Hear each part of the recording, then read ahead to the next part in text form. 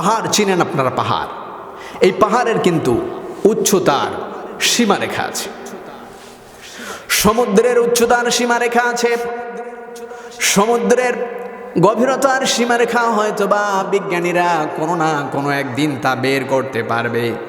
কিন্তু আমার বন্ধুগণ, আমার ভাইয়েরা, আল্লাহ তাআলা আমাদেরকে যে কোরআন দিয়েছেন, এই কোরআনকে আল্লাহ তাআলা বলছেন ইয়াসিন ওয়াল কোরআনিল হাকীম ইন্নাকা লামিনাল মুরসালিন আলা সিরাতিম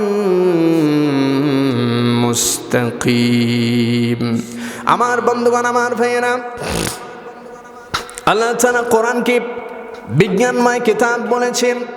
অতএব পৃথিবীর আদম থেকে নিয়ে শুরু করে আমাদের শেষ পর্যন্ত, কিয়ামত পর্যন্ত যত পৃথিবীর মধ্যে যা কিছু আছে প্রত্যেকটার হিসাব নিকাশ তথ্য আল্লাহ তাআলা কোরআন আল কারীমের মধ্যে যেমন দিয়েছেন।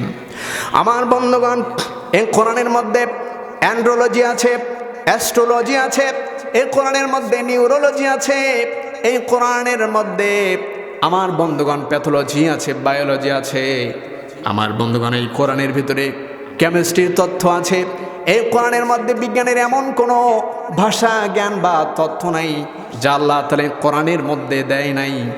আমার বন্ধুগণ, আমার ভাইয়েরা, প্রাণী বিজ্ঞানের কথা যেমন আছে, ভ্রূণ তথ্যের কথা আল্লাহ তাআলা কোরআনের মধ্যে দিয়েছেন, পরিবেশ বিজ্ঞানের কথাও আল্লাহ তাআলা কোরআনের মধ্যে দিয়েছেন। আমার বন্ধুগণ, আমার ভাইয়েরা, কোরআন আল কারীমের মধ্যে একটা সূরা আছে যার নাম হলো সূরাতুল, আমার বন্ধুগণ, আমার ভাইয়েরা, 30 পারার মধ্যে আল্লাহ তাআলা এই সূরাটাকে দিয়েছেন, যার নাম হলো সূরা আল গাশিয়া।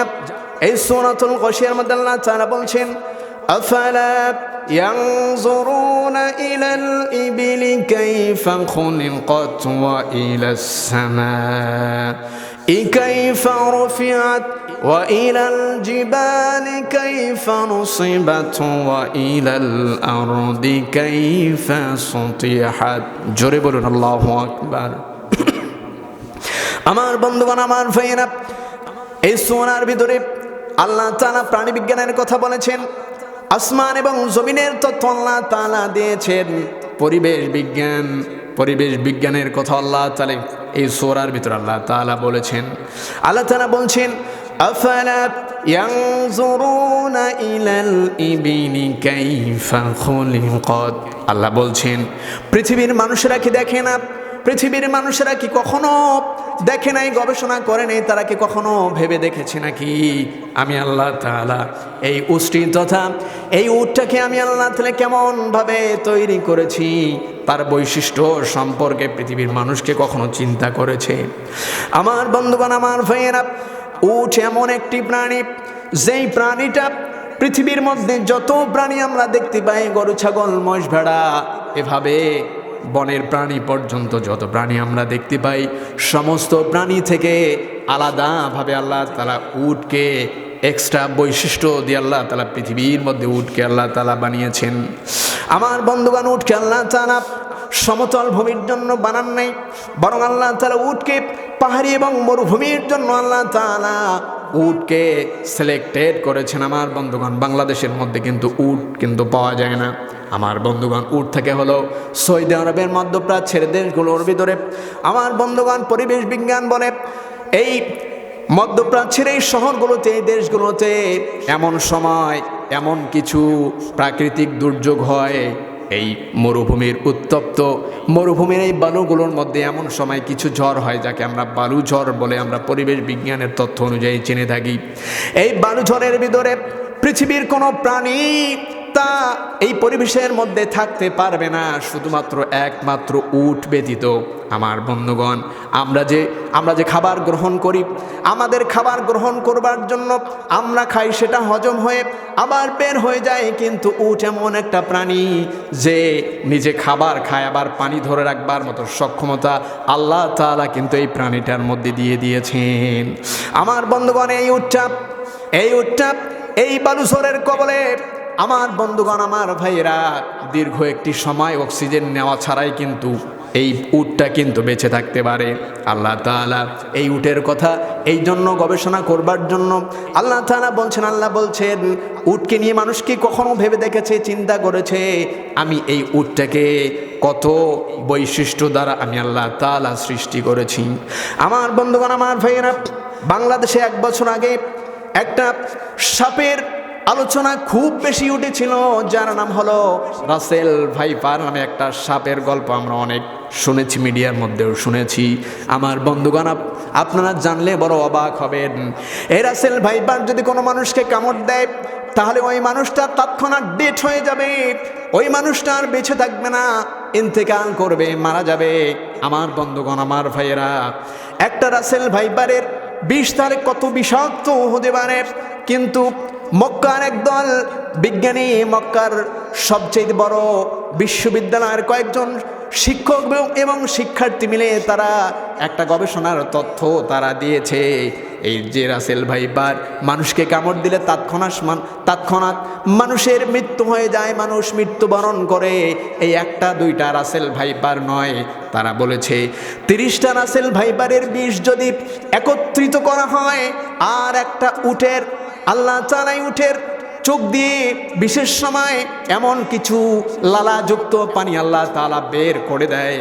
আমার বন্ধুগণ, 30টা রাসেল ভাইপারের বিষ একত্রিত করলে যা বিষাক্ত না হবে, এই একটা উটের চোখ দ্বারা বিশেষ সময়ে বের হওয়া এই কান্না বা এই চোখের পানি 30টা রাসেল ভাইপারের চাইতেও বেশি বিষাক্ত। জোরে বলুন আল্লাহু আকবার।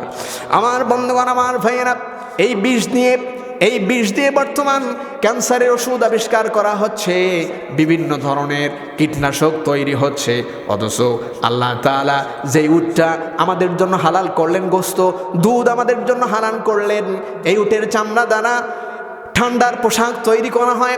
আমার বন্ধুগণ, আমার ভাইরা, তারপরেও যেই জিনিসটা আমাদের জন্য হালাল, ওই হালাল পশুটার চোখ দ্বারা বের হওয়া এই লালাযুক্ত এই কান্না, এই পানিটা এমন বিষাক্ত করলেন 30টা রাসেল ভাইপারের বিষের চাইতেও বেশি। জোরে বলুন সুবহানাল্লাহ। আমার বন্ধুগণ, এরপরে আল্লাহ তাআলা বলছেন, আফালা ইয়ানজুরুনা ইলাল ইবিলি কাইফা খুলিকাত ওয়া ইলাস সামাই কাইফা রুফিআত। এরপরে আল্লাহ তাআলা আকাশকে গবেষণা করবার জন্য বললেন। আল্লাহ বললেন, পৃথিবীর মানুষটি কখনো এটা ভেবে দেখেছে আমি এই আসমানকে সমুচ্চ কেমন করে দাঁড় করে রেখেছি, কিভাবে বিশাল আমি আল্লাহ তাআলা বিশাল এই আসমানকে দাঁড় করে রেখেছি, তার আয়তন কত বেশি। আমার বন্ধুগণ, আমার ভাইয়েরা, এই তথ্য ভিত্তিক কথাগুলো কোরআনের মধ্যে আল্লাহ তাআলা বলেছেন, কিন্তু মুসলমানেরা এতটাই দুর্ভাগা যে মুসলমানেরা শুধুমাত্র এই কোরআন থেকে মসজিদের জন্য ইমামতির জন্য রেডি করলেন, ইমামতির জন্য কোরআনকে ব্যবহার করলেন, কিন্তু কোরআনের গবেষণামূলক চিন্তা মুসলমানেরা করলো না, কোরআনকে নিয়ে মুসলমানেরা অ্যানালাইসিস করলো না, যার কারণে আজকে আমরা গোটা পৃথিবীর বেধর্মীদের কাছে আটকা পড়ে গিয়েছি। যখনই আমরা কোরআনকে পড়া শুরু করব, কোরআনকে নিয়ে যখনই আমরা গবেষণা করা শুরু করব, তখনই আমরা শুধুমাত্র দুনিয়ার এই পার্থিব জীবনের কল্যাণ নয়, পরকালীন জীবনের কল্যাণ তো আমরা পাবোই পাবো। আমার বন্ধুগণ, আজকে দেখেন গোটা বিশ্বে প্রতিরক্ষা ব্যবস্থা জোরদার করার জন্য বিভিন্ন দেশ মিলিয়ন ট্রিলিয়ন অর্থ ব্যয় করছে। আমার বন্ধুগণ, প্রতিরক্ষা খাতে অথবা আমার বন্ধুগণ, আমার ভাইয়েরা, এই প্রতিরক্ষা ব্যবস্থায় অথবা সামরিক এই ব্যবস্থার যত উদ্ভাবন আজকে আমার বন্ধুগণ পৃথিবীর মধ্যে উন্মোচিত হচ্ছে, সমস্ত কিছু কিন্তু বেধর্মীরা আজকে কোরআন থেকে বের করছে। আমার বন্ধুগণ, আমার ভাইয়েরা, আপনারা দেখেছেন ইরানে আমেরিকা একটা বোমা ফেলেছিল, যার নাম হলো ব্লাকবাস্টার একটা বোমা আমেরিকা কিন্তু ফেলেছিল। আমার বন্ধুগণ, এই আমেরিকা এই ব্লাকবাস্টার এই বোমাটা কিভাবে আবিষ্কার করলো? আল্লাহ তাআলা এই বোমা নামে একটা সূরা আল্লাহ তাআলা দিয়েছেন আমার বন্ধুগণ, কিভাবে বোমা তৈরি করতে হবে, আমার বন্ধুগণ কিভাবে শত্রুপক্ষকে ঘায়েল করতে হবে, আল্লাহ তাআলা তার ধারণাও কিন্তু কোরআন আল কারীমের মধ্যে আল্লাহ তাআলা দিয়ে দিয়েছেন। আমার বন্ধুগণ, আমাদের সকলের মুখস্থ সূরাটার নাম হলো সূরাতুল ফিল। এই সূরা ফিলের মধ্যে আল্লাহ তাআলা সুন্দর করে জানিয়ে দিচ্ছেন প্রতিপক্ষকে মুসলমানেরা কেমনভাবে ঘায়েল করবে আর ঘায়েল করবার সমরস্ত কেমনভাবে তৈরি করবে। আমার বন্ধুগণ, আল্লাহ তাআলার সমস্ত কিছু কোরআন আল কারীমের মধ্যে দিয়ে দিলেন। আল্লাহ তাআলা বলছেন, আলাম তারা কাইফা ফাআলা রাব্বুকা বিআসহাবিল ফিল আলাম ইয়াজআল কাইদাহুম ফি তাদলিল ওয়া আরসালা আলাইহিম তায়রান আবাবিল ترميهم بحجارة من سجيل فجعلهم كعصف মাকুল। জোরে বলুন আল্লাহু আকবার। আমার ভাইরা, আমার বন্ধুগণ, আল্লাহ তাআলা বলছেন, ও পৃথিবীর মানুষের নবী, আপনি আপনার উম্মতদেরকে জানিয়ে দেন আমি হস্তি বাহিনীর সঙ্গে কিরূপ আচরণ করেছিলাম। তারা যখন মক্কাকে ভাঙার জন্য এসেছিল, মক্কার প্রান্তরে ঢুকবার পূর্বে আমি তাদেরকে এমনভাবে নাস্তানাবুদ করেছি। আমি আবাবিল নামক পাখির দল পাঠিয়েছিলাম এবং তাদের প্রত্যেকের পায়ের মধ্যে আমি আল্লাহ তাআলা ব্লাকবাস্টার বোমা আমি আল্লাহ তাআলা দিয়ে দিয়েছিলাম। এই বোমা যখনই তাদের উপরে নিক্ষিপ্ত করেছে, তাদের শরীর, তাদের মাথা দিয়ে এই বোমাটা ঢুকেছে এবং পায়খানার রাস্তা দিয়ে বের হয়ে গিয়েছে। আমি আল্লাহ তাআলা তাদেরকে খড়কুটার ন্যায় যে পরিণত করেছিলাম। এই ইতিহাস যদি মানুষ জানতো, এই ইতিহাস যদি মুসলমানেরা জানতো, তাহলে মুসলমানেরা কোরআনকে গবেষণা করে মুসলমানেরাও সমরাস্ত্রের মধ্যে মুসলমানেরাও প্রতিরক্ষা ব্যবস্থায়, সমরাস্ত্র ব্যবস্থার মধ্যে মুসলমানেরা উন্নত লাভ করত। মুসলমানেরা আর কখনো ইন্ডিয়া, চায়না এবং আমেরিকার উপরে মুসলমানদের নির্ভরশীলতা থাকতো না, বরং মুসলমানেরা কোরআনকে গবেষণা করলে ইরানের মতো মুসলমানেরাও আজকে গোটা বিশ্বের মধ্যে শক্তি দেখাতো। আমার ভাইয়েরা, আমার বন্ধুগণ, আল্লাহ বলছেন, ওয়া ইলাস সামাই কাইফা রুফিআত, আমি এই আসমানকে কিভাবে সমুচ্চ করেছি। আল্লাহ তাআলা এরপরে বলছেন, ওয়া ইলাল জিবালি কাইফা নুসিবাত। আমার বন্ধুগণ, আল্লাহ বলছেন পাহাড়কে আমি আল্লাহ তাআলা কেমন করে জমিনের মধ্যে আমি আল্লাহ তাআলা রেখে দিয়েছি। আমার বন্ধুগণ, আমার ভাইয়েরা, এই পাহাড়ের মাধ্যমে আল্লাহ তাআলা আমাদেরকে পরিবেশগত অ্যানালাইসিস করবার জন্য আল্লাহ তাআলা আমাদেরকে শেখালেন। সূরাতুন নাবার ভিতরে আল্লাহ তাআলা বলছেন, আলাম নাজআলিল আরদা মিহাদান ওয়াল জিবালা আওতাদা। আমার বন্ধুগণ, আমার ভাইয়েরা, আল্লাহ তাআলা কোরআনের ভিতরে যেমন জীববিজ্ঞানের কথা বলেছেন, আসমান নিয়ে গবেষণার কথা আল্লাহ তাআলা বলেছেন, আসমান নিয়ে গবেষণার কথা আল্লাহ আমাদেরকে জানালেন। অথচ কোন মুসলমান রাষ্ট্র আজও পর্যন্ত মঙ্গল গ্রহে যেতে পারলো না। আমার ভাইরা, আমার বন্ধুগণ, কোন মুসলমান রাষ্ট্র আজও পর্যন্ত চন্দ্রের দেশে অভিযান যাত্রা শুরু করতে পারল না। এটা আমাদের সবচাইতে বড় দুর্ভাগার বিষয় ছাড়া আর কিছু হতে পারে না। আমার বন্ধুগণ, এরপর আল্লাহ তাআলা বলছেন, ওয়া ইলাল জিবালি কাইফা নুসিবাত ওয়া ইলাল আরদি কাইফা সুতিহাত। জোরে বলুন আল্লাহু আকবার। আল্লাহ তাআলা এই জমিনটাকে কেমন করে বিছিয়েছেন, এই জমিন কিনে গবেষণা করবার জন্য আল্লাহ তাআলা আমাদেরকে শেখালেন।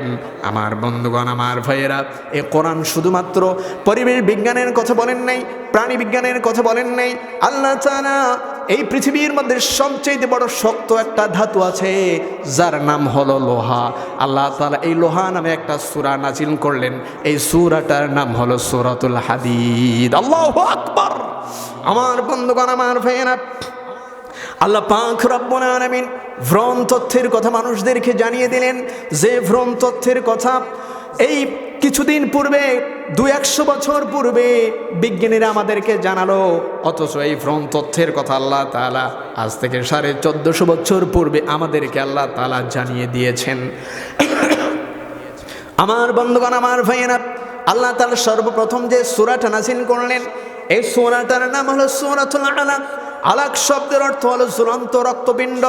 আমার বন্ধুগণ, আমার ভাইয়েরা, আমার বন্ধুগণ, আমার ভাই, আল্লাহ তাআলা বলছেন ইকরা বিসমি রাব্বিকাল্লাযী খালাক খালাকাল ইনসানা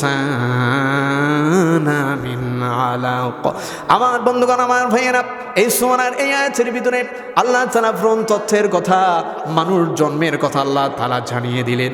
আমার বন্ধুগণ, কিন্তু আপনি মুসলমানদেরকে জিজ্ঞাসা করবেন, মুসলমানেরা বলবে সূরা ফাতিহা ছাড়া আমি আর কিছু জানি না। মুসলমানেরা সূরা ফাতিহা ছাড়া আর কিছু জানে না, অথচ আল্লাহ তাআলা এই কোরআনের ভিতরে জ্ঞানের সমস্ত ভান্ডার আল্লাহ তাআলা এখানে দিয়ে দিয়েছেন। আমার বন্ধুগণ, কোরআন এমন একটি জ্ঞানের নাম যার পরিসীমা পৃথিবীর মধ্যে কেউ বের করতে পারবে। আমার বন্ধুগণ, আমার ভাইয়েরা, সূরাতুস সাজদার ভিতরে আল্লাহ তাআলা ভ্রূণ তথ্যের কথা আরো সুন্দর করে জানিয়ে দিলেন। আল্লাহ তাআলা বলছেন সুম্মা সাওয়াহু ওয়া নাফাখা ফীহি মির রূহিহি ওয়া জাআলা লাকুমুস সামআ ওয়াল আবসারা ওয়াল আফইদাতা কলিলাম মা তাশকুরুন। আমার বন্ধুগণ, আমার ভাইয়েরা, মেডিকেল সায়েন্স আজকে বলছে একজন সন্তান যখন মায়ের গর্ভের মধ্যে থাকে, এই সন্তানটা সর্বপ্রথম দুইটা জিনিস উপলব্ধি করতে পারে। এক নাম্বার হলো শুনতে পারে, দুই নাম্বার হলো দেখতে পারে। কিন্তু কোরআন আজ থেকে 1450 বছর পূর্বে কোরআন জানিয়ে দিয়েছে একটা দুইটা জিনিস নয়, কোরআন বলছে তিনটা জিনিস একটা সন্তান মায়ের গর্ভে থাকা অবস্থায় জানতে পারে। আল্লাহু আকবার। কোরআন বলছে সুম্মা সাওয়াহু ওয়া নাফাখা ফীহি মির রূহিহি। আল্লাহ বলছেন আমি যখন সন্তানকে তার মায়ের গর্ভের মধ্যে সুষম করলাম, সুসজ্জিত করলাম, সমস্ত দিক থেকে তাকে যখন আমি সুন্দর করলাম, এরপর আমি সন্তানটা সর্বপ্রথম সন্তানটা মায়ের গর্ভ থেকে আল্লাহ তাআলা ওই সন্তানটাকে শোনার ক্ষমতা দেন, এরপরে দেখার ক্ষমতা দেন। বিজ্ঞান বলছে দুইটা, কোরআন বলছে তিনটা।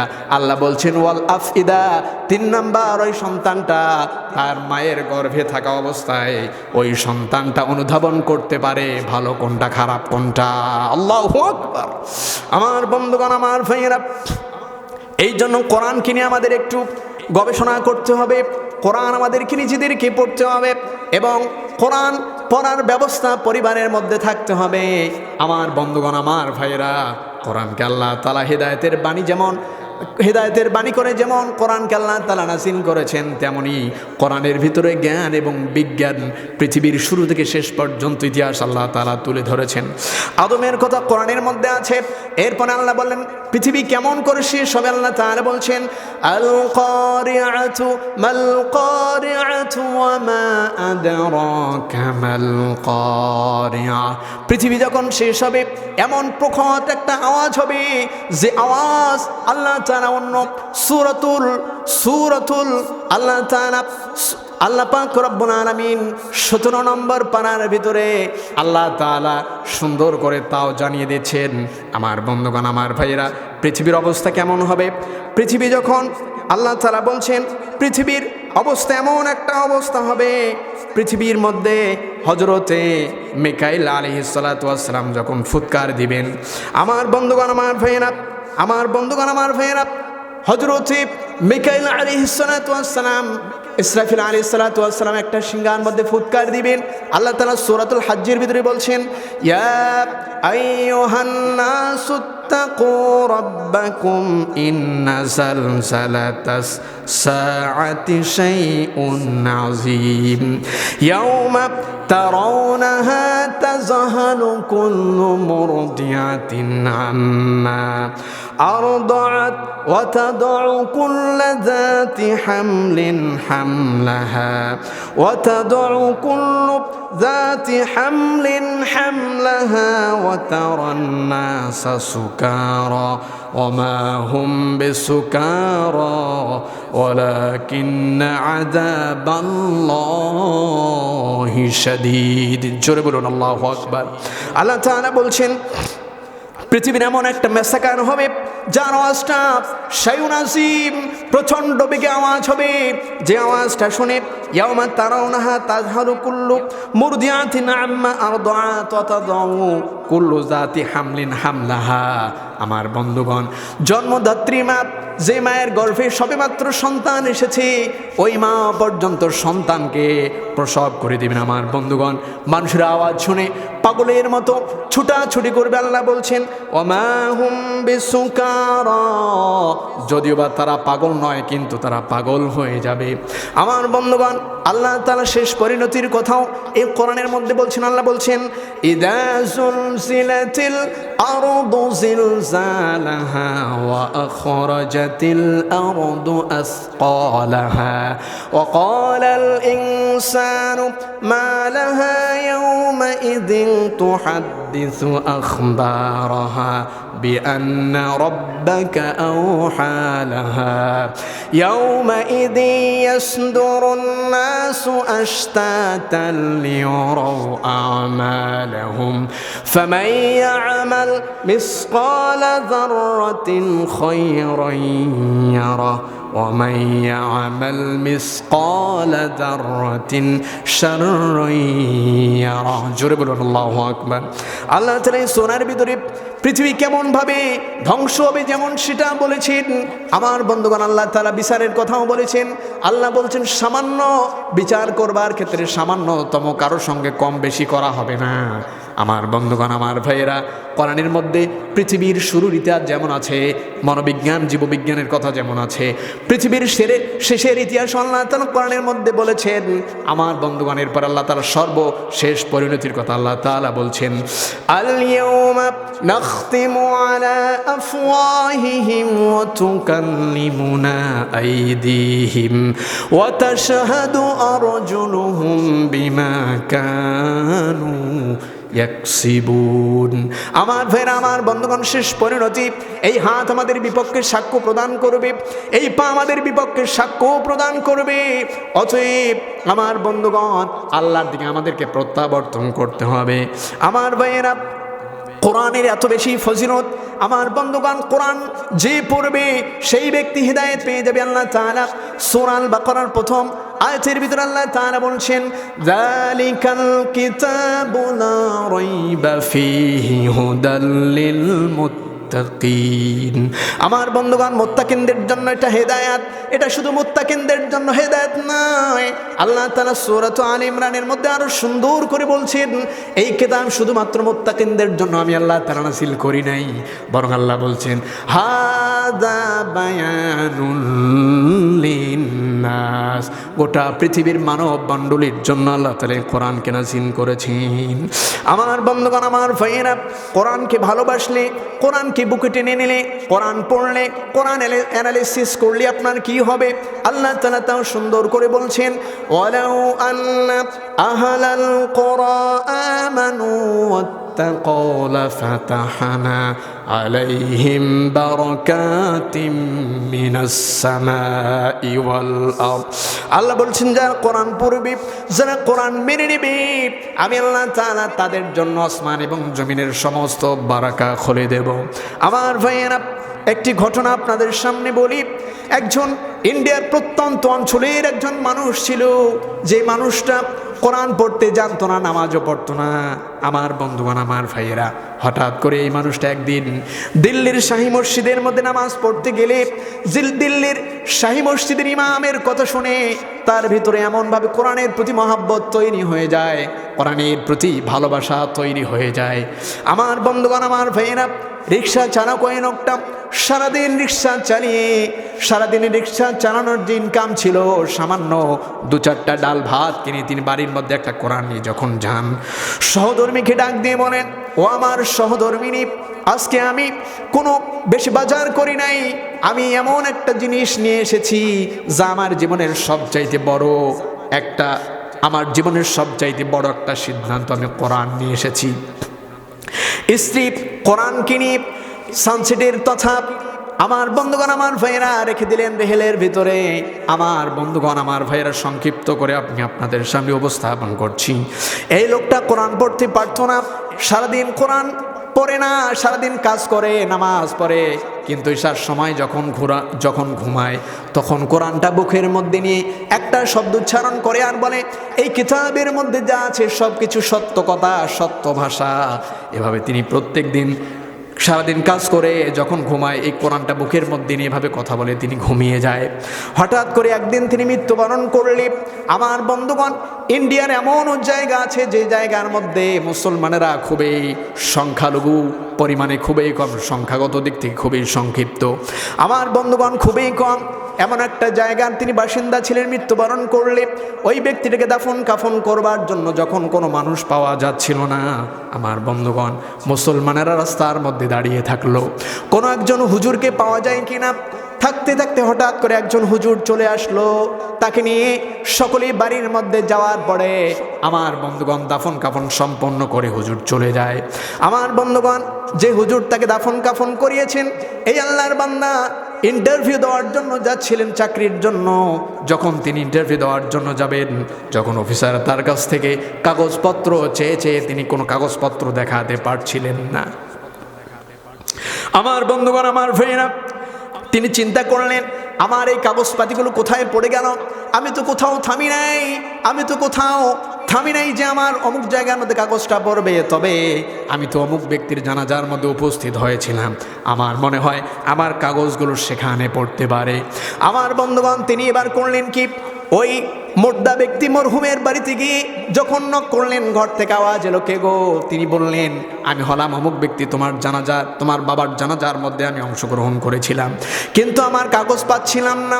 যেহেতু আমার কাগজ হারিয়ে গিয়েছে, এটা তো আমার গুরুত্বপূর্ণ কাগজ, এই কাগজ ছাড়া তো আমি চাকরি করতে পারবো না, আমার লেখাপড়ায় বৃথা হয়ে যাবে।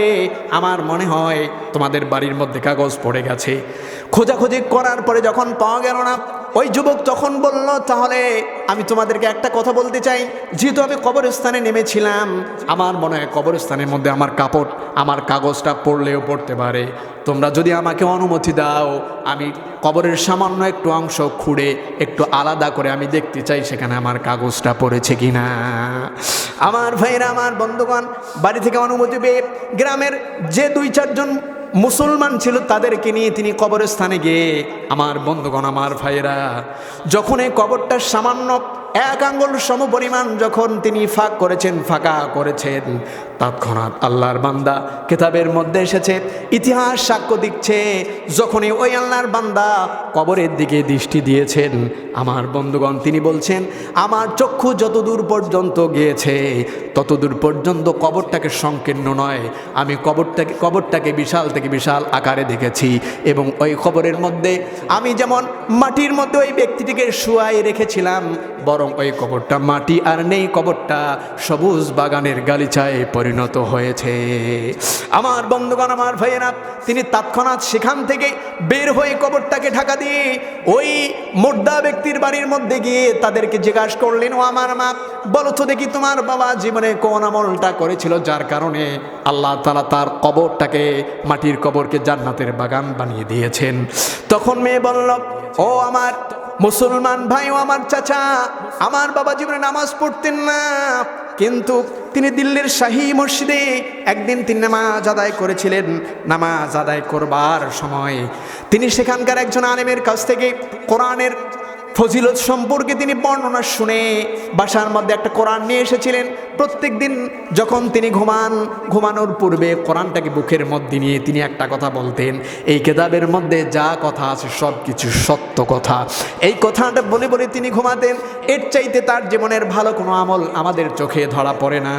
আমার বন্ধুগণ, আমার ভাইয়েরা, আল্লাহর বান্দার বুঝতে আর বেশি দেরি হলো না, যেই ব্যক্তিরা কোরআনকে মহব্বত করার কারণে, কোরআনকে ভালোবাসার কারণে, পড়তে না পারার পরেও কোরআনকে ভালোবেসেছে, এই ভালোবাসার দ্বারাই আল্লাহ তাআলা তার কবরটাকে জান্নাতের বাগান বানিয়ে দিয়েছেন। আমার বন্ধুগণ, আমার ভাইয়েরা, এই জন্য আসুন আমরা কোরআন পড়ব, কোরআনকে অ্যানালাইসিস করব, কোরআন বুঝবো এবং কোরআন মানুষকে বোঝানোর চেষ্টা করব। আমার বন্ধুগণ, তাহলে আমরা উত্তম মানুষে পরিণত হব। আল্লাহর নবী বলেন, খায়রুকুম মান তাআল্লামাল কুরআন ওয়া আল্লামাহু, যে ব্যক্তি কোরআন পড়ে এবং যে ব্যক্তি কোরআন মানুষকে শেখায়, তার চাইতে উত্তম ব্যক্তি পৃথিবীর মধ্যে আর হতে পারে না।